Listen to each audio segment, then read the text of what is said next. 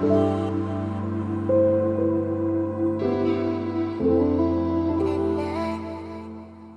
are here today in this interview with Regina Dawn Akers. She is the founding minister of Awakening Together, the website you may have heard of, awakening-together.org. She's going to tell us more about that later.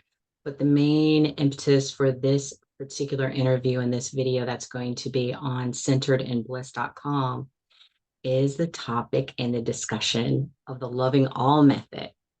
And if you've ever heard of Awakening Together or Regina Dawn Akers, you may have heard of Loving All Method.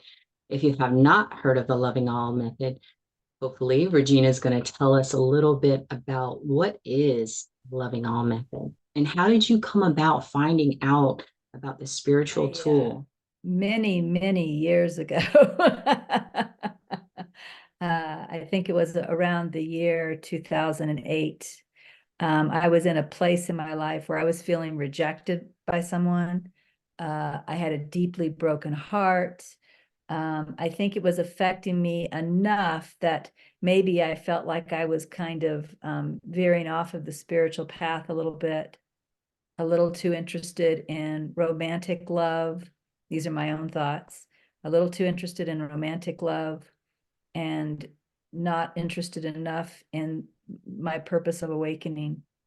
And when I was having these thoughts, someone on a Yahoo group, this was before Facebook or anything, we were all on Yahoo groups. Someone on a Yahoo group recommended this book, The Most Direct Means to Eternal Bliss. And I just felt, a yes, how you get these internal yeses. And What does so that feel like for you? What does that feel like for you, this internal yes? that's a good question. I guess you could call it as a pull or an attraction in that direction. It just feels right. Like, yes, that's for me. Uh, that's about all I can say about that. But I bought the book, and the book is about a lot more than the Loving All Method, and we won't go into all of that today. And the author of this book is Michael Langford, and he's somewhat unique in the way he writes, almost childlike, and yet with a lot of discipline. And somehow that's just what I needed at that point, I suppose, because the book really helped me to get back on board with my purpose of awakening. And in fact, to use that experience of rejection for healing and for awakening, which is another story, of course. But chapter 12 of this book is the Loving All Method. So that answers the question of how did I discover the Loving All Method? And in fact, I brought this book as well because later Michael updated his book, renamed it The Direct Means to Eternal Bliss instead of The Most Direct Means to Eternal Bliss. And it now has a green cover, and it's also chapter 12 in this book. So either book will do. I actually still prefer the original myself. It's kind of interesting, bliss in the title, and then that pink lotus, which is the logo for my website. I don't know, neat connection there. I just noticed that because I have the green one. I have the most recent one. So just going deeper into the actual practice, if you could elaborate the actual practice, but then I'm hoping that we can discuss some pitfalls, challenges, maybe how to circumvent those challenges. I want to hear your specific challenges that you had and how you overcame them with this particular loving all method. Sure. All right. So, well, first of all, just briefly, the Loving All Method is exactly what the title sounds like. It is the spiritual practice of loving everything in your experience. So that would include every thought that comes into the mind, whether it appears to be a positive or a negative thought, every emotion that you feel, whether it appears to be a positive or a negative emotion, everything that everybody does in your presence, says in your presence, everything that happens in the world, just it doesn't leave anything out. That's what the Loving All Method is. And of course, the Loving All Method is something that we don't succeed at on day one. And so we have to also love what our mind may be calling our failures to love, so you even love your own failures. But what Michael gives us are some tools that help us build up to loving everything.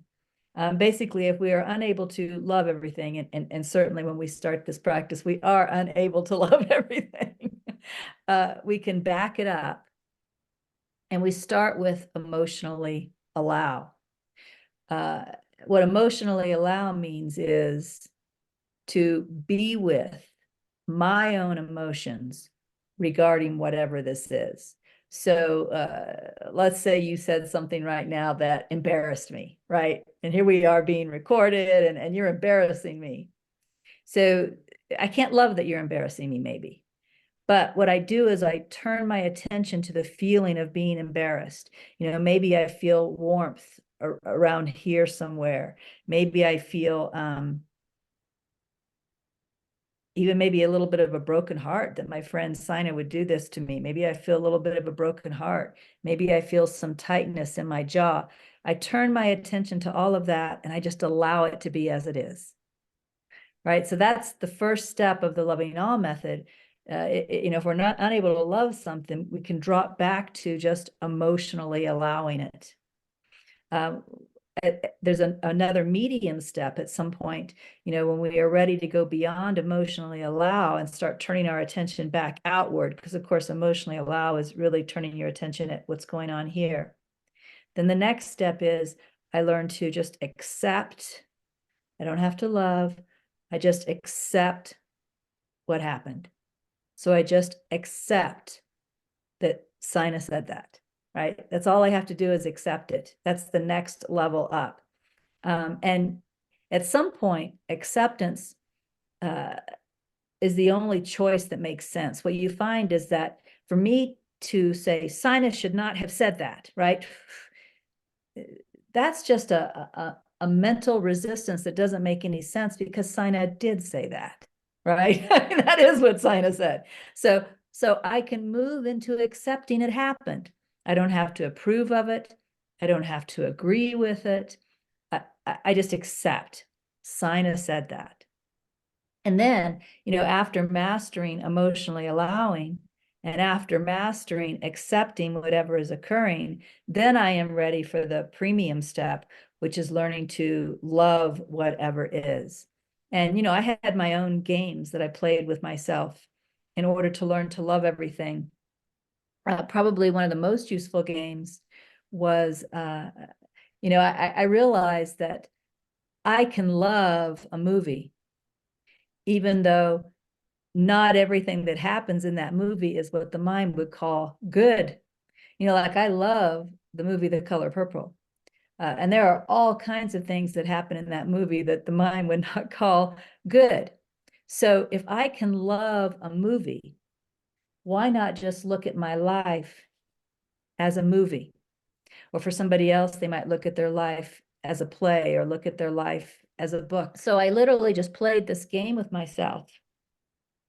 You could say it impersonalizes it a little bit. And once I started playing this game with myself about my life as a movie, I started learning to love all of the scenes in the movie, just like I would love all of the scenes in any movie that I loved. And this was really helpful to me, learning to master the loving all method. What's interesting about the loving all method is, even though you practice it to the best of your ability, if you can't love, you emotionally allow, you learn to accept, etc. And again, you seem to fail, and you learn to emotionally allow or accept or love your failures. What happens at some point is the loving all method takes over. I would suppose that what really happens is your brain has been reprogrammed through this practice. But what starts to happen is you just start noticing that without attempting to love things you previously would not have loved, the love is there. And I wouldn't describe it as, you love that necessarily. Like if something really horrible happens to someone, you don't love that something really horrible happened to someone. It's just that the fact that that happened does not move you from being the presence of love. That's really how it changes you. You become the presence of love while everything else continues going on. And this is when life at this point then is, this is where the peace is. This is the peace of God that passeth understanding, as they say, right? This is where the peace is. This is where the joy is. You're still able to be with things. You're still able to deal with things, but the internal feeling that you live with is the feeling of love. So that's the real advantage of the loving all method, is moving you to that point where you are the state of love, rather than rejecting and judging and wishing things were different and resisting and struggling with life as it's happening. So what if someone, I noticed you said this phrase and I actually kind of love it, but I'm thinking of the person who's maybe new to this, or like myself, is still struggling after all these years with this particular practice. And that's one of the reasons I wanted to do this interview, because you know, I'm hoping that there'll be some kind of breakthrough where, I get to the other side of what you just pointed to, which to me is like a wow factor. To live in that, when you said that it just almost happens by itself because you've been reprogrammed, and life is that peace that passes all understanding. So one of the things that you kept saying was loving your failures. What if you can't love your failures? What if you can't allow your failures? What if you're having trouble even accepting your failures? So what do you Well, say that's to that person? that's the wonderful thing about the loving all method, is you start wherever you are. So if I can't love my failures, then I try to love that I can't love my failures. You see, that's where it starts, right? And if I can't love that I can't love my failures, then I start with emotionally allowing my feelings about not being able to love my failures. In fact, one of the things that I created another tool to help people embrace the loving all method. I call this meditative loving all. I just made up the name. It's not in Michael Langford's book, but it can be very helpful to people. So this practice is for when something happens, like, maybe you fail, you really hate something and you didn't want to hate it, you wanted to love it, right? And you feel like a complete failure at hating this. So the way this meditative loving all works, this is a time when you go and you sit somewhere and you be alone, just like any other meditation period, right? And you start by, in your mind, allowing that, whatever that circumstance is, to arise in your mind. You picture it in your mind. You allow yourself to feel whatever feelings you have. You allow whatever thoughts are there. You just allow it to be there. And you sit with it and emotionally allow it while sitting. You could even see it again as like watching an internal movie, but you emotionally allow it while sitting. And then after you've emotionally allowed it for some time, you learn to accept these thoughts are here. This judgment is here. These feelings are here, right? You move from emotionally allowed to accepting. It's all present. It's all here. And then you move to loving everything that's going on with you.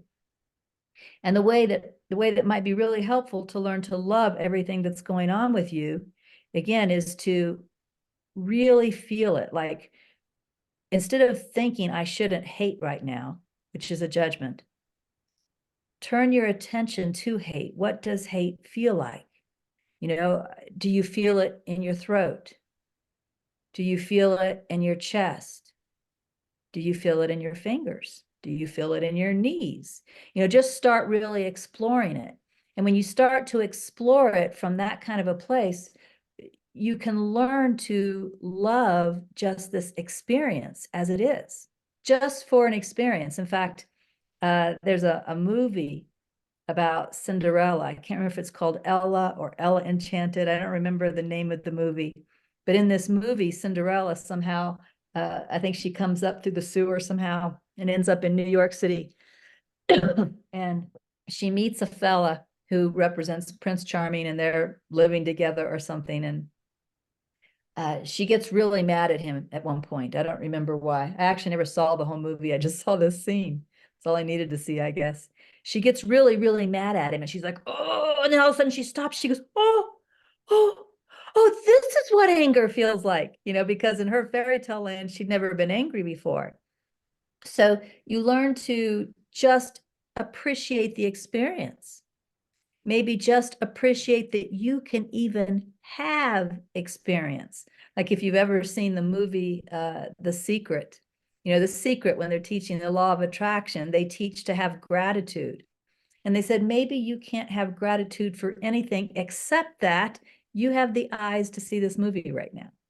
Right? So you just start wherever you're at. Can you just love the fact that you're able to have experience? Can you just love the fact that you're able to have thoughts, right? And so in whatever way you can start loving it, you start loving it. So this is the meditative practice where, you'll sit down, and who knows, it could take you 10 minutes, 30 minutes, an hour to work through a scenario, but you just sit down and you gradually start with the emotionally allow what's going on in you, accepting what's going on in you, and then learning to love what's going on in you.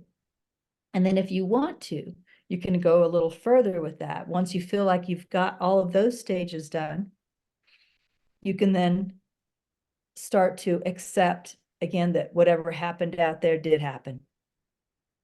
And then start practicing loving that whatever happened out there did happen. So you can move from the internal focus to also accepting and loving the outside situation. So it's just a practice. And again, it's almost like, it's like this. Our mind is in such an incredible habit of judging and rejecting, what I call wishing, what a lot of masters call desire, but it's really wanting things to be my way. It's self-will, right? The mind is in such a habit of judging and rejecting and wishing, wanting things to be my way. It's almost like whatever part of the brain is used in love, that needs to be kind of greased or oiled, and so when you're sitting in this meditative loving all, you're learning to grease or oil that part of the brain, and you're letting this other part of the brain kind of rest and dry up, the part that's in the judgment habit. And then once you've practiced in this meditative way, which is more focused, more concentrated, then it becomes easier to practice in your outward life, right? Just as you're going about things, because you're teaching your brain how to do what you want it to do. I absolutely love that. So as I do myself practice the loving all method, I notice for me, and this could be happening to someone else out there, so perhaps it could be helpful to share this part, is that when I pay attention to these feelings, whatever the feelings are, they get stronger and even more intense. Now, today, I'm still in 500 days with NTI. That's part of awakening-together.org. And maybe you can put a little plug in that later. But you said today, Nisargadatta said, attention is love. So help me understand, one, how is that true? How is attention love? And then how come when I put my attention on these really intense, and let's be honest, they feel really uncomfortable feelings and or emotions, they get more intense. Right. So how to help that and circumvent that, or maybe not circumvent that, maybe, I don't know. So that's kind of where I'm at right now with my practice. Yeah, well, first let me answer the question about them getting bigger. Another habit that we are in is not feeling emotions that we don't want to feel, right? So what we've gotten really good at is repressing, denying, projecting.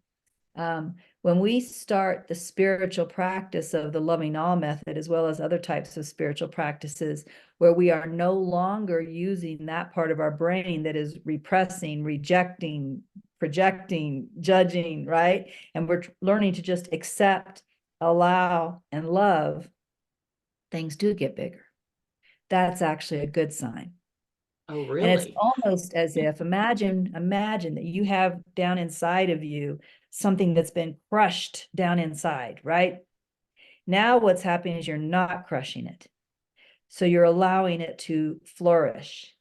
And it kind of comes up, it gets really, really big. It lives its life. You could even say it lives its brilliant life. And then it dies and it's no longer crushed inside of you. So again, knowing that this is healing, you want to love how big it's getting. Love that it's living its life, that it's flourishing, that it's healing. And you sit back and emotionally allow it and accept it. And it will die its own death if you don't interfere with, again, the judging, the rejecting, the repressing, the projecting, right? That's what stuffs it back inside, right? So by doing those types of things, which we think is avoiding the negativity, we're actually keeping the negativity. The way to allow it to move on is to allow it to live its life, and then it will move on. Now, your first question was about Nisargadatta Maharaj saying that attention is love. This is something that at some point becomes obvious, but the mind doesn't accept it. So it's not mental. It becomes obvious through awareness, through watching, through paying attention rather than thinking about it. But we pay attention to what we want to pay attention to, which must mean we love that.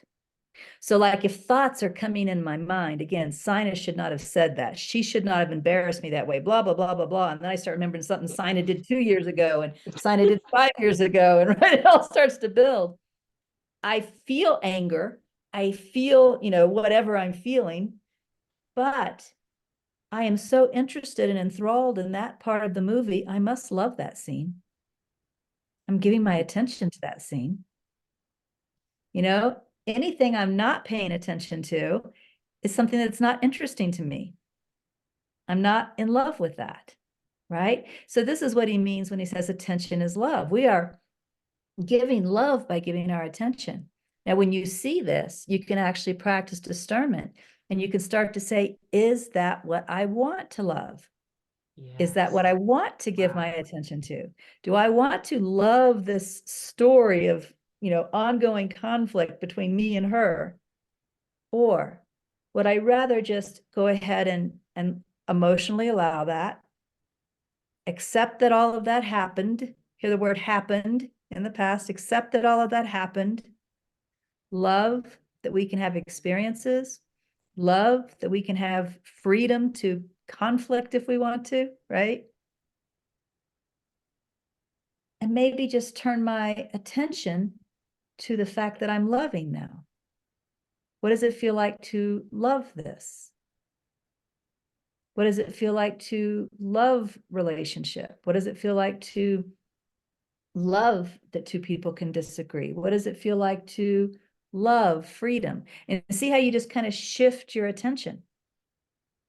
And this is going to change how you feel inside as you do this. And again, you're not doing it to repress anything. You're letting everything else live. But as you learn to pay attention to life in a different way, it changes your experience of life. For the listeners, I really want to get clear on what we mean by love, because love is so misused and misunderstood. But in this particular practice, I mean, it's right there in the name, loving all method. So Yeah. how would you define love? Yeah. Love in this case is allowing and accepting without judging or rejecting. Okay. So how would you define exactly allowing and the term accepting? Yeah, those are good questions because people use those terms interchangeably too. So I'm going to talk about what they mean in this particular case. This is not in all cases forever and ever, right? When you are allowing something in this case, your mind may still be rejecting. So like I'm sitting here feeling hatred, feeling anger. My mind is telling me stories about how this happened and shouldn't have happened. And I'm just staying out of the way and letting all of that happen. So resistance is still here. Judgment is still here. But I'm doing my best to be the presence of nothing while all of this is going on. And this is So where this it can is be. how we're not a failure. Because the Yeah. way, see, I didn't know this, Regina. This is the gift. This is the gift because I would never have defined it exactly like you did. Yeah, that's allowing. And It's then just remember, that step back. We're feeling all that we're feeling, and yet we're just trying to give it a little stay out of the space, get a way. little bit out of the way. Yeah. And then accepting, remember, is actually one step up. So in accepting what's beginning to happen is the mental judgment of it is beginning to die down now, right? There's kind of a, like if we take the weather as an example, let's imagine we had planned a picnic for today and Mhm. and it's pouring down rain and our picnic is ruined. I can sit here all day long and say, damn it, I wish it wasn't raining. I was so looking forward to our picnic, blah, blah, blah. But what good does that do? It's still raining. We still had to cancel the picnic. So acceptance is just kind of saying it is what it is. And that's just a statement of fact. So the mind begins to relax a little here, right? It's just accepting it is what it is. It happened. That's the way it went.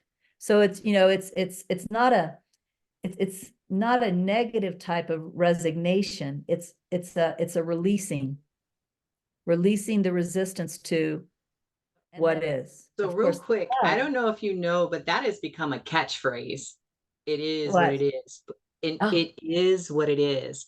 And I have this gut feeling a lot of people are using this phrase, and it is what it is, as of kind of resignation, yeah, but it's in a not that. negative sense. So Right. when you say it is what it is, can you clarify what exactly is meant by that?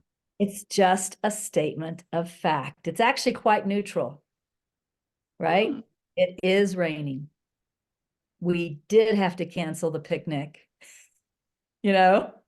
Um, uh, she did say that to me. This problem is harder than I wanted to have to deal with today. It's just accepting the fact of what is as it is, right? That's it. It's very neutral. Would you Go ahead. would you answer one question too about love? Because I know you defined love earlier. But could you also say that love could be defined as adoration and appreciation? So if those tend to come naturally for us, like being grateful, appreciating, could we say Yeah. that's a way to be loving or be the Yes. love? Yeah. Love is being able to maintain uh, a positive sense. So where acceptance is neutral, love does feel more positive. And you could call it gratitude. You could call it appreciation.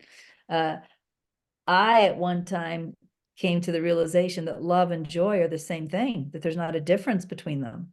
So just being joyous with whatever is love.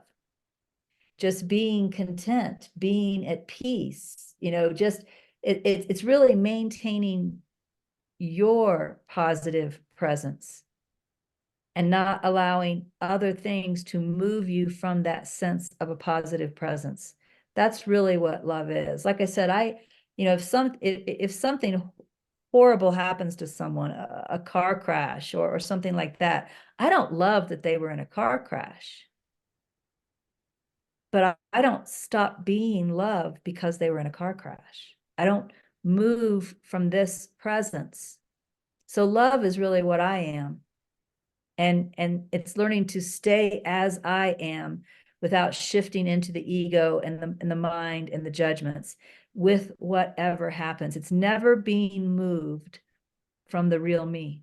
So before we end this conversation, this beautiful conversation on the loving all method and learning more about the ins and outs of it, I just want to make sure everybody knows about Regina Dawn Akers and awakening-together.org. And if there's anything else, Regina, you want to share in this particular interview? Just briefly, it's interesting because I told you I discovered the loving all method through Michael Langford's book. But if you ever do read the Holy Spirit's interpretation of the New Testament, NTI Romans is very clear that the cause of illusion is judgment, and that the way to awaken from illusion is acceptance, is what it says, acceptance. In fact, it says something like the only real judgment, the only true judgment is, it is as it is, right? So that teaching was already there in NTI before I discovered it in Michael's book. So it's kind of funny. Wow, how perfect. Well, thank you, Regina. I appreciate your time and being with us here at centeredinbliss.com. I love being with you too, Sina. Thank you, Regina. Thank Much you. love.